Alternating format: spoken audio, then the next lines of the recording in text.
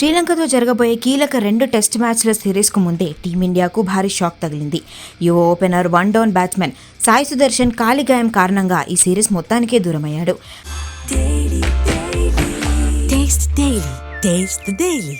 బెంగళూరులోని centre of ఎక్సలెన్స్లో cure అవుతున్న Sudarshan August 15వ తేదీన గాలే వేదికగా ప్రారంభమయ్యే తొలి టెస్ట్ సమయానికి కోలుకోవడం కష్టమని మెడికల్ టీం స్పష్టం చేసింది. దాంతో బీసీసీఐ అతనికి పూర్తిగా విశ్రాంతినిచ్చింది.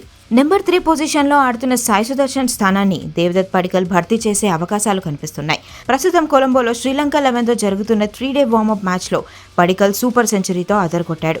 ఈ ఫామ్తో అతనికి ఫైనల్ టీంలో చోటు ఖాయంగా కనిపిస్తోంది. సాయి సుదర్శన్ ఇప్పటికే ఆడిన 7 టెస్టు మ్యాచ్ల్లో 383 పరుగులు మాత్రమే సాధించాడు.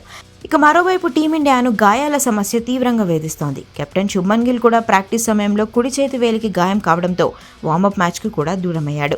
ఇప్పటికే కీలక బౌలర్ జస్ప్రీత్ బుమ్రాతో పాటు హర్షిత్ రాణా, నితీష్ కుమార్ రెడ్డి, వాషింగ్టన్ సుందర్లు గాయం కారణంగా ఈ సిరీస్కు దూరమైన సంగతి తెలిసిందే. ఇప్పుడు సాయి సుదర్శన్ కూడా దూరం కావడంతో టీం మేనేజ్మెంట్కు, సెలెక్టర్లకు పెద్ద తలనొప్పిగా మారింది.